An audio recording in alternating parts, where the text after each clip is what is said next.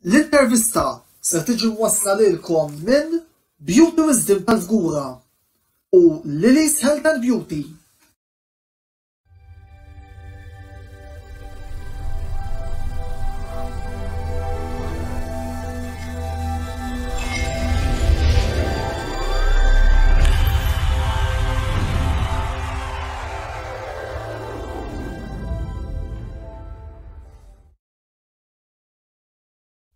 Tunello b'nisemilkom il-qalkom għall-20 programm mis-sensiela l-intervista.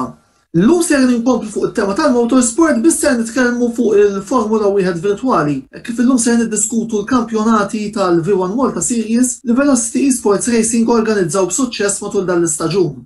Għal dan il-għammi fuq il-panel l-lejla ser ikollna l-champion kurrenti tal-kampjonat prinċipali Jake Sammut li din is-sena saq fuq ħass, il-champion tal-istaġun li għadda Ryan Karabot ta' Racing Point li din is-sena spiċċa fit-tieni post kif ukoll mit-tieni kampjonat ser ikollna lil Christian Caruana li saq fuq McLaren.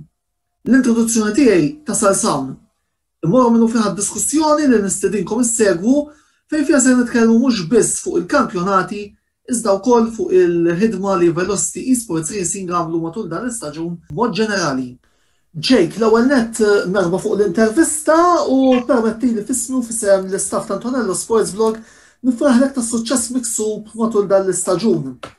Taqbel miegħi jekk ngħidlek li din is-sena kienet il-konsistenza li kellek matul il-kampjonat li wasslitek hawnhekk? Grazzi Antonello tal-istedina, grazzi tal-awguri wkoll. Ifhem iwa l-konsistenza dis-sena kienet importanti ħafna għal-fini tal-kampjonat. Jiena nemmen li l-kampjonat tagħna nħares leħ ħafna bħala maratona. Tipo f'maratona importanti li jkollok il-ġiri, imma importanti li jkollok l-istamina. Ġifieri dis-sena l-istamina rebħet nemmen jiena. Meta tqisu kolli kellna maratona ta' 18-il tellieqa u kien importanti li tibqa' ġib podji fuq podji tirbaħ dawk it-tlielaq lawnu lem biex eventwalment ukoll irnexxielek iġġib ir-rebħ tal-kampjonat. Ekku, efhem. Barra minn hekk, il-konsistenza tiegħi kienet l'aqwa naħseb 12 podiums minn 17 jekk minn issejjer żball, 4 rebħiet u dikun darba biss ma ġibx punti. Eżatt fl-Ungerija fil-fatt. Eżatt. U mbagħad milli niftakar kelli l-Ingilterra u Spa fejn stajt inġib iktar punti però kelli xi inċidenti, ifhem, kampjonat twil u f'kampjonat twil bil-fors ħajkollok xi inċident l-emmulaw, però xorta stinkajt li f'dawk it-tiġrijiet li kelli l-inċidenti provajt stinka biex inġib kemm jista' jkun punti wkoll għax kont naf li ħajiswew id-deb il-qudiem u fil-fatt irnexxieli fl-aħħar. Fil-fatt Jake, intu wkoll ħadd il-fama matul il-kampjonat bħala irre tat-toroq anke minħabba l-fatt li ż-żewġ trackek li kellna nsejħulhom aħna street races li kienu Monte Carlo u Singapore, it-tnejn ħadthom int. Kemm taħseb illi kienu determinanti biex ukoll tikseb il-kampjonat? Le, ovvjament, kull rebħa tot. It-tieniet jiena street tracks jogħġbuni ħafna il-fatt li għandek dawk il-barriers viċin tiegħek forsi ċertu drivers jibżgħu minnhom, però jiena nitlilhom all out dawk it-tip ta' tracks. Però barra minn hekk, kull rebħa tot dan għaliex mill-ewwel għat-tieni post għandek qabża ta' 7 punti. Mbagħad dejjem tinżel inti. Meta tirbaħ pereżempju r-rivali tiegħek, fil-każ pereżempju ta' Ryan, ma jiġix fil-podium mbagħad il-gap ħajtwal. Ġifieri importanti ħafna r-rebħietu. Ryan, grazzi tal-li aċċettajt l-istedina li tuħsem fil-programm tagħna tal-lejla. Minn dak kollu li rajt matul din is-sena jiena nistqa' li kellek wirjiet tajbin iżda meta ġejna l-mument deċiżiv il-fortuna ħallietek l-art. Biss minnaħa tiegħek kif tiġġudika l-istaġun 2020-2021 tiegħek li kienu wkoll l-istaġun li kont qed tiddefendi t-titlu li rbaħt is-sena li għaddiet. Grazzi Antonell. Mela 2020 u 2021 kienu kellna tiġrijiet sbieħ, bdew l-ewwel 5 konna 5 rebħiet differenti, naħseb l-ewwel 7 kienu kollha differenti. Kont waqgħa għal żewġ tiġrijiet, kont qed -70 jew -60 kemm kont. Tħalta minn dawk it-tliet tiġrijiet kienu perfetti, ma toħroġ safety car, ma jkollix problemi. Imma meta toħroġ is-safety car lak għamilt żbalji tortijaj bekk titgħallem. Żbalji kelli, mhux wieħed jew tnejn. Ma lak ukoll tgħinu. Nawgura għal Jake. U l-iktar wieħed li kellu konsistenza bla dubju, dejjem podium kważi biex taqta' dak il-gap li kelli meta ġejna l-aħħar 3 tiġrijiet. Kienet tajjeb ħafna Jake. Biss tajjeb ngħidu wkoll li meta waqaf dawk iż-żewġ tiġrijiet fil-biniet u mbagħad kellek ritorn qawwila li xirbaħt 4 mis-6 tiġrijiet illi kien imiss wara. Kont qed temmen meta bdejta rebħ ġejn illi kien se jirnexxilek fuq mhux talli taqta' l-gap ma talli anke żżomm it-titlu? Taf inti kelli nieqaf żewġ tiġrijiet waqaf is-6 tiġrija s-7 tiġrija ma ħadd sem, kelli l-iskola, dak iż-żmien kont ngħid x'kien l-iktar importanti. Nista' nifokka kelli skola, kelli xogħol, kelli affarijiet oħra u ħadd dak il-break ta' żewġ tiġrijiet. U mbagħad qed issa ġa nipprova ta' tiġrija m'għandekx titlefu. La tkun qiegħed minn taħt, ma jkollokx titlef. Wara mbagħad tħall dawk it-tlieta arbaħthom f'daqqa, u mbagħad naħseb kont qiegħed it-tieni jew it-tielet b'50 punti wara t-tielet waħda. L-aħħar 4 tiġrijiet kont qiegħed l-ewwel naħseb 14. Mbagħad għamilt żewġ żbalji t-tort tiegħi u hemmhekk baqa' ninżelt l-isfel. Mbagħad kelli dik il-disconnection. Fil-fatt ukoll tajb nagħtu ħarsa li l-klassifika tal-kampjonat prinċipali meta tfadal tiġrija waħda li ħadd instaq propju l-lejla daqstant inħeġġeġkom biex kif jispiċċa dan il-programm tmorru fuq l-istazzjon uffiċjali ta' Velocity biex issegwu l-Grand Prix tal-Brażil. Attwalment hemm Jake Sammut illi rebaħ il-kampjonat b'263 punt, Ryan Karabot it-tieni b'229 u mbagħad hemm battalja t-tielet post bejn Michael Patch tar-Renault b'203 punti, Adrian Menduka tal-McLaren b'197 u Manuel Schembri tal-Alfa Tauri b'193. Biss ejja ħalli mmorru ftit ukoll ħanitkellmu fuq it-tieni kampjonat issa daqstant Christian ndaħallilek fix-xena merħba wkoll fil-programm l-intervista. Minnaħa l-oħra tispiċċajt l-istaġun fir-raba post, anki jekk għal kuntrarju ta' dak li ġara fil-kampjonat prinċipali, Kevin Lucchese kellu rebħa komda ħafna fil-kampjonat. Minnaħa tiegħek, minnaħa tal-performances li kellek matul it-18 il-tellieqa. Taħseb l-għandek għalfejn tkun sodisfatt minkejja kollox? Għani s-sena tajba, grazzi tal-istatina, Antonello. Rigward il-kampjonat Tier 2, nista' ngħid bdejna ċertu livell mod u spiċċajna ħafna livell għoli. Anke t-testar bida jonqos minn tal-ewwel għal tal-aħħar, ċertu xofiera bida jitjiebu ħafna. Jiena kont wieħed minnhom li tal-bidu kont li jiena qatt ma missejt il-logħba bidejja, ġifieri dis-sena qbad nilagħba. Ovvjament lejn l-aħħar 6 races u qed inħossni komdu ħafna, żdiedu l-prestazzjonijiet tiegħi, żdiedet iktar is-serjetà wkoll għax imbagħad tibda timpika jekk innifsek biex tiċċenġa ma ta' fuq. Jien tispeċini biss li ma kontx hekk mill-bidu tal-kampjonat għax kont nemmen li nagħti battalja tajba lil Kevin Lucchese u kemm il-Unknown Elder. Imma sfortunatament qatt ma kelli esperjenza hawnhekk. Ovvjament l-aħħar 6 tiġrijiet kuntent bihom alla volja kont sfortunat ħafna mill-bidu sal-aħħar. Imma affarijiet li jiġru nippruvaw għas-sena d-dieħla. Tajjeb tgħidu wkoll Christian li inti kont ukoll qed titħarreġ ħafna maċ-champion renjanti ta' din il-kategorija li huwa Kevin Lucchese. Kemm ħassejtek li bdejt titgħallem minnu matul dan l-istaġun? Ovvjament li l-logħba ma tippermettilekx tipprova ċertu testing waħdek minn fost sebtej xi ħadd li fissat fuqha u jagħtiha ħafna ħin din-logħba li huwa xi ħadd aħjar minnek u dejjem titgħallem minnu, fimta?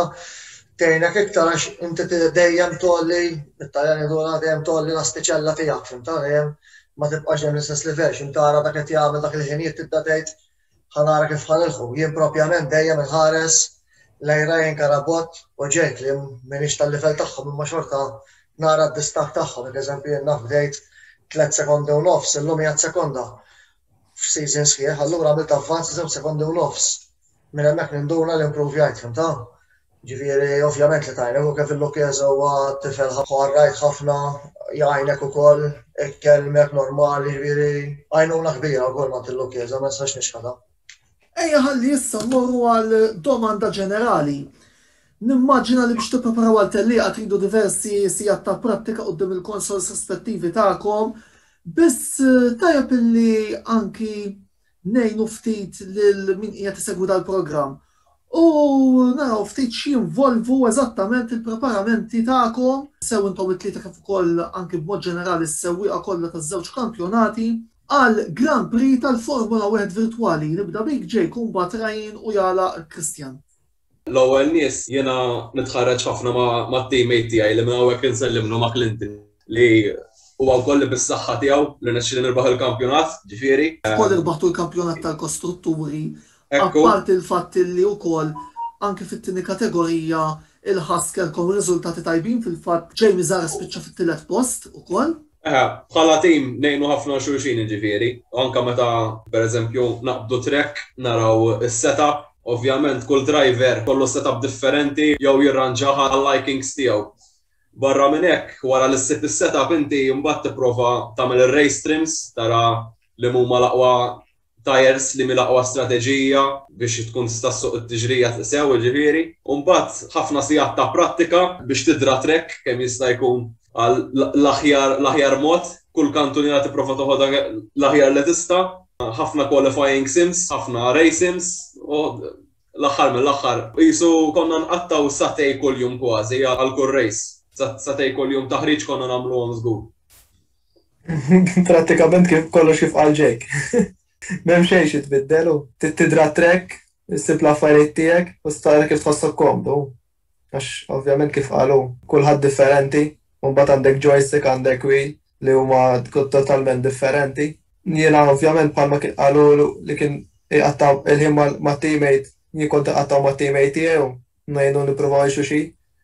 U mbagħad tipprova race kwali u tara ġieli jkollok tagħmel setup għat-tiġrija mflok għall-kwali u mbagħad kif tiġik dakinhar.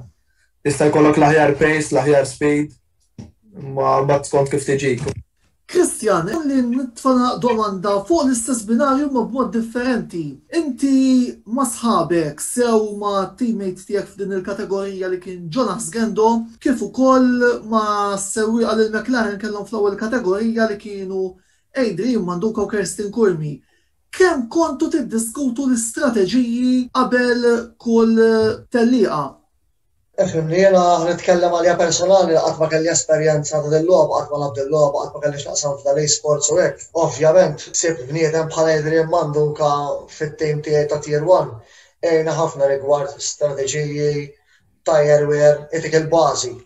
Jgħinek bħala bażi. Jien ma stajx nibda kif jagħmlu Jake u Ryan għax għandhom ġal esperjenza jiena nibda practice l-ewwel ġast biex niffamiljarizza ruħi ma' trek l-ewwel, ma noqgħodx infittex fid-dettall is-setup mill-ewwel għax esperjenza ma għandix. Once li nkun iffamiliarizzajt ruħi ma' trek u mbagħad nibda nfittex is-setup, u mbagħad tibda tipprova stint bil-homos, stint bis-sofol u l-affarijiet u hekk fimta. Imma prattikament xi ħaġa bejn sija u nofs sar kuljum tit il-ħin tagħha li mhuwiex xi sports li tgħid ħadha minn nofsija u tfejta biex tkun kompetittiv. Mela, l-ewwel parti tal-programm ser tintemm hawnhekk. Ibqgħu magħna il għaliex wara dan il-blokk qasir ta' reklami se nkomplu nitkellmu mal-panel tagħna sew fuq l-istaġun tal-Formula 1 virtwali kif ukoll għaliex naħseb li wara kollox it-tlieta li huma ma' parti tal-Formula 1 forsi naqsmu ftit kummenti żgħar fuq il-Formula 1 il-normali. Biss għalissa ibqgħu magħna niltaqgħu dal-waqt.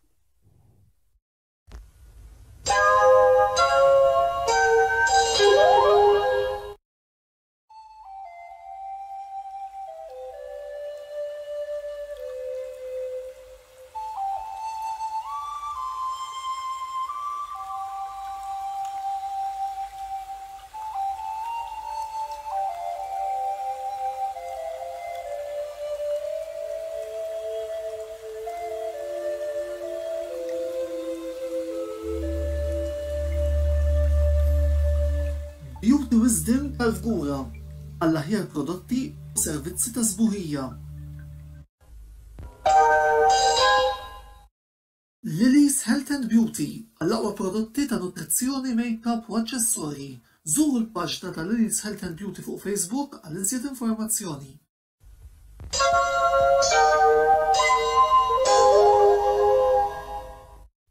Merħba lura għat-tieni parti tal-programm l-intervista fejn flimkien miegħi Antonello Abela qegħdin niddiskutu l-Formula 1 virtwali u l-kampjonati tal-V1 Malta Series organizzati minn Velocity Esports Racing flimkien mal-mistednin tagħna illi huma iċ-champion tal-kampjonat prinċipali Jake Sammut, il-viċi champion Ryan Karabot u s-sewwieq mit-telekampjonat Christian Caruana. Jake u Ryan, Matul dan l-istaġun il-kampjonat prinċipali għaxejn inqas minn 7 sewwieqa jieħdu pole position u l-istess numru ta' sewwieqa li jieħdu rebħiet minn 17 tellieqa li s'issa saru. Kemm taħsbu li dan jirrifletti l-livell għoli li hemm bħalissa bejn is-sewwieqa kollha li qegħdin jieħdu sehem dan il-kampjonat? Rajn, nibda bik u mbagħad nisimgħu minn Jake. Il-kompetizzjoni żdiedet ħafna, letteralment ħafna, kważi kien hemm naħseb mhux 7 kien hemm naħseb 8, forsi 9 li setgħu jirbħu t-tiġrija li jgħinu. Kien hemm l-Excel Brew kollu qed magħhom ġifieri seta' jirbaħ faċli. Mbagħad kif tiġik jista' jkollok ir-Europees bħal metlek bħalma kellu l-Ingilterra għalija u kien il-mentu biti. Mbagħad kif tiġik hu insertat qualifying fix-xita kellna walleb ġitu naqa' ħażina u mbagħad tibda naqa' lura jkollok azzjoni u mbagħad ma taqbadx. Kien hemm iktar minn 7 setgħu jirbħu x'fil kompetizzjoni żdied. Ekku fej is-sena l-oħra, ġifieri fej kellek kampjonat iddominat minn Ryan u jiena kont nispiċċa dejjem wara kważi kull tellieqa kont iddejjaqt nara r-rear wing tiegħu ta' wara. Insomma ġieli ma kontx naraħħa. U fehm imbagħad ifhem jien stess improvjajt ħassejtni dis-sena, improvjajt għax tfajt il-ħin. U mhux jiena biss fil-fatt anke is-7-8 persuni l-oħra li semma Ryan ukoll. Kulħadd beda jitfal ħin fuqha il-ħaġa u il-kompetizzjoni bdiet teħrax u bdiet tisbieħ fl-istess ħin ukoll għax inti meta tara li għandek daw id-drivers kollha kapaċi jirbħu tellieqa, letteralment inkunx taffejjat la fil-kampjonat, la dakinhar l-issuq. Eċitanti ħafna l-affarijiet tkun. Barra minn hekk nemmen li s-sena d-dieħla ħad tkun ħafna ħjar. Kull sena nimprovjaw, sena d-dieħla issa jerġa' jkollna l-qualifiers, sibna drivers ġodda li ma kinux jafu bejna fil-bidu tal-kampjonat u issa saru jafu bejna u perswas li ħajidħlu all out ukoll għas-sena d-dieħla ġifieri ħajkonna ġlied isbaħ. Barra minn hekk ma naqtax il-barra lil Kristjan li qatt magħna hekk il-Galluwa li ovvjament beda fit-tier 2 u jista' jkollu ċans li kwalifika s-sena d-dieħla u hemm ċertu players li ġabu iktar esperjenza, ġifieri jipprometti isbaħ is-sena d-dieħla terġa' minn dis-sena.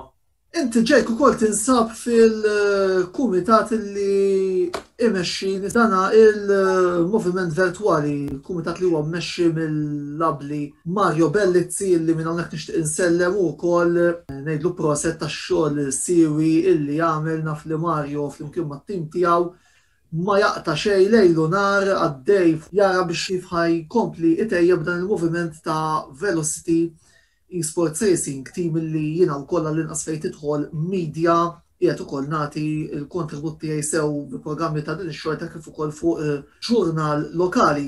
Biss Jake, bħala kumitat tinsabu sodisfatti issa li għaddew żewġ staġuni bil-livell ta' prodott li qegħdin toħorġu hemm barra għan-nies? U żgur li sodisfatti ħafna, anzi il-kbir għadu ġej, għandna persuna f'Mario li jaħdem ħafna huwa persuna perfezzjonist u jekk għandu ngħidux dis-sena kellna xi grafiċi sbieħ tal-Halo ġifieri li grafika li tinturi fil-Formula 1 ta' Vjera wkoll. U meta tara l-streams tagħna tinduna li għandna kampjonat serju ħafna. Kampjonat sabiħ, però l-aħħar mill-aħħar għandek nies li jaħdmu ħafna għal kawża li jixtiequ li jitfgħu lil Malta fuq il-mappa tad-dinja tal-esports, qed tifhem? Kristjan, min-naħa l-oħra xtaqt ukoll xi kummenti minn għandek rigward il-livell ta' sewqan u ta' sewwieqa wkoll li kien hemm fit-tieni kategorija inti li kont qiegħed issuq fiha. X'kummenti għandek u jekk taħsibx li huwa livell sodisfaċenti mill-lenti tas-sewwieq din-darba? Fibri kif għatlek fl-ewwel mistoqsija fil-bidu tal-programm, tier 2 bdejna b'ċertu livell li ma kienx daqstant ta' livell ta' tier 1, li ma sax ta' kien ta' livell għoli. Imma ovvjament tier 2 qed nitkellmu xofiera li min kien bl-esperjenza bħali, min kien bl-esperjenza ma kienx jitfala l-ħin, just hobby, u mbagħad tiġrija wara tiġrija tidħol is-serjetà peress li l-kampjonat huwa serju bl-streaming, kommentatur, stewards, u bat tidħol ċertu rivalità u hekk qed tifhem ġifieri lejn l-aħħar tal-kampjonat tier 2 il-livell għal kollu kien hemm xufiera li qabel kienu jduru kull tiġrija bdew jispiċċaw it-tiġrijiet. Kien hemm sewwieqa jispiċċaw dejjem wara l-10 bdew jiġu top 10 dejjem. Qed tifhem ġifieri il-livell wara minn kulatti għalhekk kien naqbel ma' ġejk sena d-dieħla jien nemmen li tier 1 bejn l-ewwel 20 post nemmen li ma jkunx hemm iktar minn sekonda u nofs. Mhux ħajkun hemm id-distakki li kien hemm dis-sena ta' 2-3 sekondi żgur. Dan wkoll jawgura tajjeb għal iżjed kompetizzjoni u iżjed tejjer u rivalitajiet. Inqas żbalji u b'sax tagħmel żballu. Ma li tagħmel żball ħadd inħataf. Is-sena d-dieħla ġifieri għax jien kemm darba nħossni tajjeb fil-practice u mbagħad jibdew il-powl u qalbi tkun trid toħroġ bl-eċitament u tkun miedi minn dawn qed tifhem ġifieri għax mhux kulħadd jifraħ il-pressure l-istess qed tifhem jien bla esperjenza jaf dik. Għas-sena d-dieħla jaf inħossni tajjeb, jaf taffettwani inqas, imma taffettwa ħafna s-sena d-dieħla tagħmel żball tier 1. Jaf mit-tieni tiġi l-10 post daqs tat-silma, tifhem? Bess it-tistakki ħajkunu viċin. U ħamur allura issa għall-kampjonat tiegħek Kristjan. Inti ġibt diversi podji matul dal-istaġun, ġejt it-tieni fl-Olanda, ġejt it-tieni wkoll fil-Ġappun u fl-Awstrija, kif ukoll ġejt it-tielet f'Monte Carlo, ġejt it-tielet fil-Belġju u ġejt it-tielet fl-Italja voldir ksib 6 podji. Li kelli jinsaqsik li ma kien l-iktar podju li ħadd pjaċir bih. Ovvjament l-iktar podju ħadd pjaċir bih jien huwa l-iktar wieħed li ġabni ħażin, Monza. Għax Monza propjament irbaħt it-tiġrija jiena, kelli setup aggressiv ħafna, bdejt niddefendi l-champion ta' tier 2 ġew dawk l-straights u ma jaqbiżniex bdejt inħossni qed nagħmel xi ħaġa straordinarja li fil-verità meta żomm xi ħadd ta' dak il-livell wara jiġu Monza għal ċertu dawriet, imma sfortunatament bist il-Lucchese waqt virtual safety car 0.059 milliseconds dan numru qatt ma ħan insih. Jiġifieri imma dik u dak Monza kien għasha tixrija Monza. U la qed tissemmi l-fatt li għandek għal-qalbek Monza mela fil-Formula 1 reali nimmaġina li inti partitarju kbir tal-Ferrari. Partitarju kbir tal-Ferrari dejjem. Imma t-tiġrija għażilta mhux għax partitarju tal-Ferrari, għax hija dik it-tiġrija li ħassejtni li kont ta' ċertu livell ma' Lucchese li huwa champion ta' tier 2. Li hemmhekk naħseb qed nagħmel tiġrija ħassejtna ħafna aħjar minnu, ġifieri kien għal virtual safety car u hekk konna Mela, forsi ħammar ftit issa domanda qasira anke biex nagħlqu l-programm tal-lejla wkoll fuq il-Formula 1 reali. L-ewwel nett xtaqt nuħu round mingħand il-panel ma' min iżommu u kif ukoll nhar il-ħadd li ġej mill-Grand Prix ta' Monte Carlo x'aspettattivi għandkom u kif ukoll forsi għandkom xi esperjenza milli soqtu intom stess li forsi tixtiequ tirrakkuntawlna fejn tidħol din it-trakka. Rajn. Meta jitrakka ma kont sod, żgur. Ma bħala Formula reali naħseb darba ir-Red Bull ħajkunu hemm nemmen għall-inqas milli qed jiġri l-ewwel 3 tiġrijiet. Ovvjament Max qed joħroġ kollox minn ġo Red Bull, Perez kellu kolli tajjeb u 2 forsi ma tantx, u mbagħad naħseb Hamilton u forsi it-tielet konstruttur ikun il-Ferrari ġo Monte Carlo.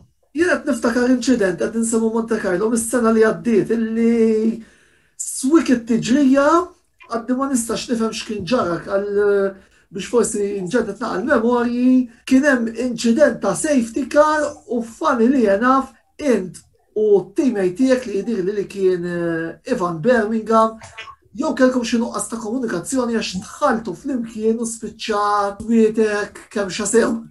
Dak Evan kien diġà pitja, ma mpretendux li ħajja pitja, ma kien laqat il-wing u kien reġa' daħal, ma jien kienet waslet lil pit stop u kien jgħid letteralment qudiemi, allura sakemm daħal u l-grafika qalt li daħal fil-pit, dħalt jiena u kontx naf, ma mbagħad ma kien ġara xejn wara dik. Dik kienet l-unika waħda li tlift is-sena l-oħra.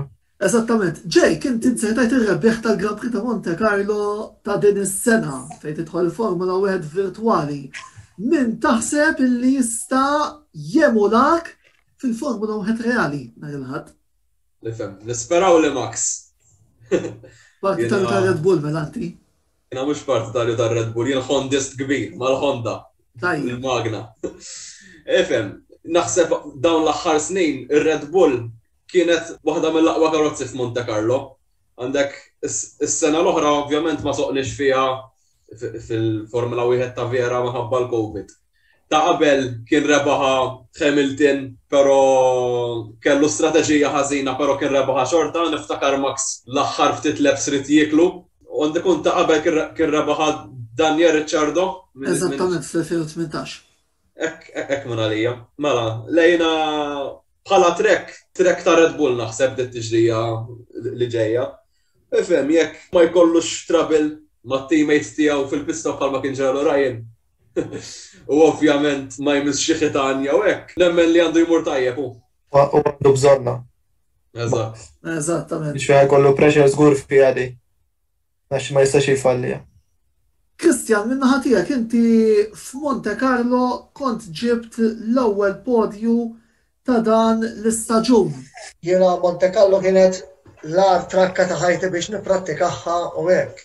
Imma wara li għaddit l-ewwel tiġrija ta' dal-kampjonat, apparti li kont it-tieni u tlift it-tieni post fl-aħħar kurva għax il-lokjat il-brekijiet u biex ma niksirx mill-ewwel għal ġol ħajtu hekk għabizni ta' warajja u għarġajt komplejt waraħ. Issa saret trek li maħdiġ id-dajjaqni, tinħossni mux li tajt li ġenninni jew komdu ma jisek minna ma trid iġġalek moħħok iżommulek 200% hemm il-ħin kollu attiv biex ma tolqotx il-ħitan, toqgħod kif tagħmel il-break.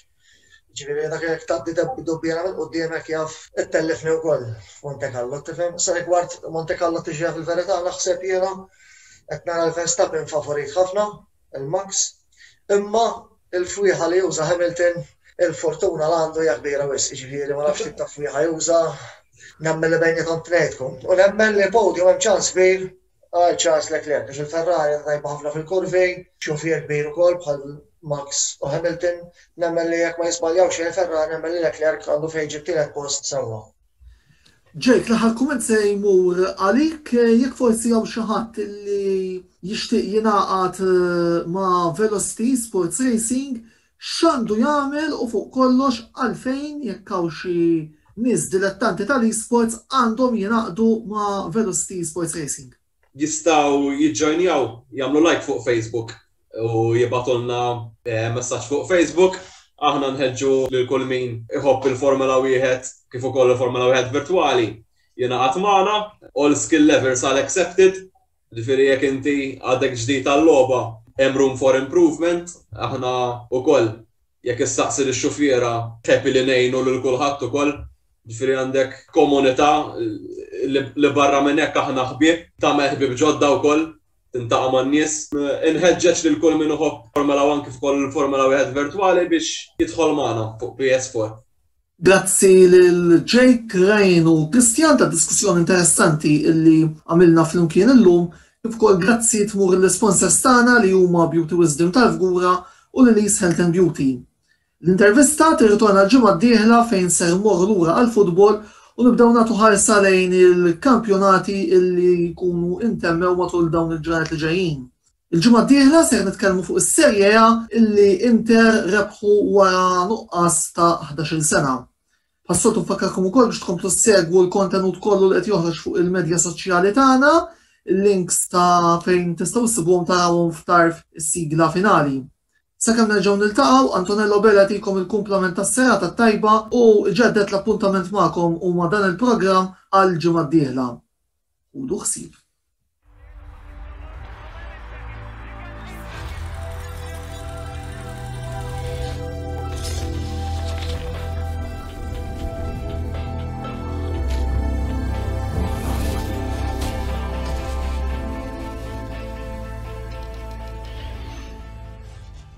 L-intervista ġiet imwassla lilkom minn Beauty Wisdom tal-Fgura u Lily's Health and Beauty.